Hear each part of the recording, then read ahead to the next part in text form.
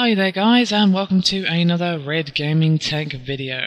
As usual, my name is Amata and I'm bringing you some rather interesting news from CD Projekt Red, who a lot of you probably know as the developers of The Witcher and of course The Witcher 2. Now they have actually just revealed a next generation ready tech which they have named the RedEngine 3.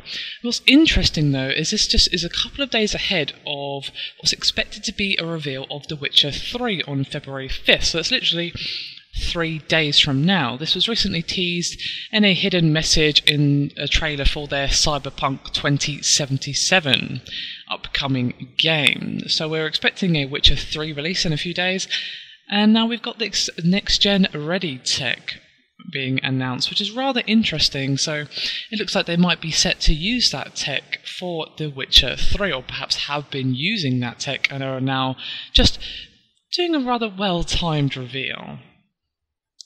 This new tech is built to deliver RPGs set in vast open worlds with improved tools for spanning truly non-linear stories that are based on real player choices and consequences. If we look at RPGs nowadays, and we find two approaches, one which emphasises the story but limits the game world, and one that builds a vast open world but hampers and simplifies the story. With the RedEngine 3, we combine the positive aspects of both approaches for the first time, creating an open environment with a complex multi-thread story. And that is a direct quote from the studio head Adam Badowski, and please excuse me if I have pronounced that wrong, although I do pride myself on being able to pronounce some interesting words, shall we say.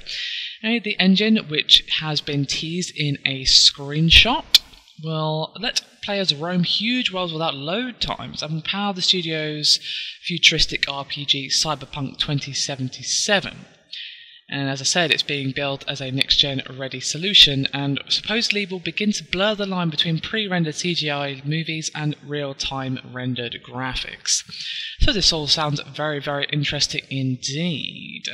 It'll be interesting to see what they do with it, not only in Cyberpunk, but also if they're going to use it for The Witcher 3, which I imagine they are. I find it interesting that they've timed the reveal literally just a couple of days before what's probably going to be a Witcher 3 reveal. Obviously, it could not be a Witcher 3 reveal, we won't know until February 5th finally rolls around, but from the look of things, it looks like it is going to be that, and this reveal just seems to be like, hey look guys, we're going to be using this engine for The Witcher 3, aren't you just psyched? And the answer probably is hell yes. I mean, I like the idea behind this. It'd be interesting to see if they can actually pull it off, because if they can get such a melding of the two approaches when it comes to RPGs, now that would be fantastic. I would love to see what they come up with for The Witcher 3, because both The Witcher and The Witcher 2 were very, very good games indeed. What will be interesting though is if consoles could handle this technology to its fullest potential.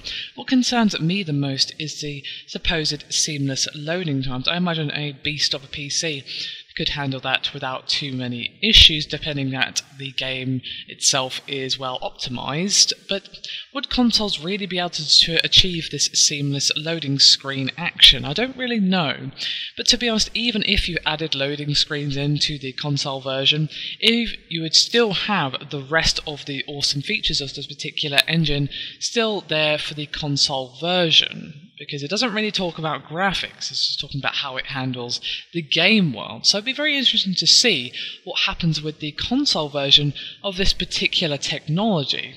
I guess we'll have to wait and see what happens when actual games are being released on it. We'll see when Cyberpunk 2077 comes out, and also when The Witcher 3 comes out, if that is indeed what's being revealed in a couple of days. Anyway, I'll be interested to hear your thoughts on this, your guys' thoughts on this technology, sorry. If I could speak, that would be good.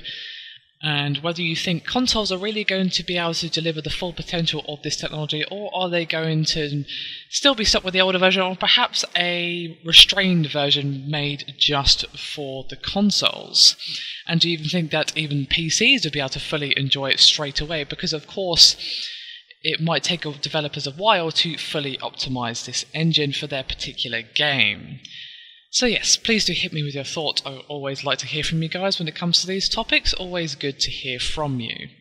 Anyway, as always, thank you very much for watching. Do check out our channel and give us a like on the video if you haven't done so. It really does help. There's a reason that every YouTuber says that, because it's true. Okay, so if you haven't subscribed, do that as well, because it really does help. Enough of all that. Thank you again for watching, and I'll see you again next time.